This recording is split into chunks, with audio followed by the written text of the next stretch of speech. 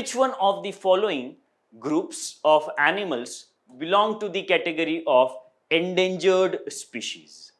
So we know that IUCN gives certain list that is called as red data list, and that red data list is about the threat perception associated with animals, plants and fungus.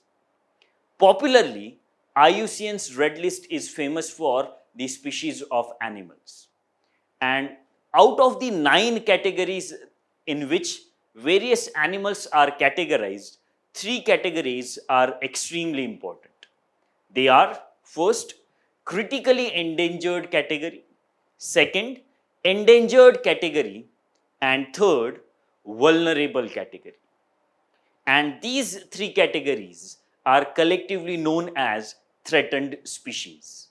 So the question is about endangered species.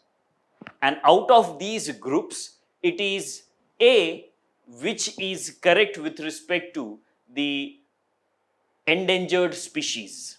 But that was true in 2012, but the conditions have changed now, and now it would be very difficult for us to answer this question because great Indian bustard is critically endangered.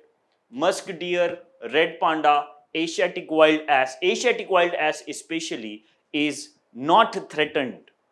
And that's why it would be difficult to answer this question right now in 2021.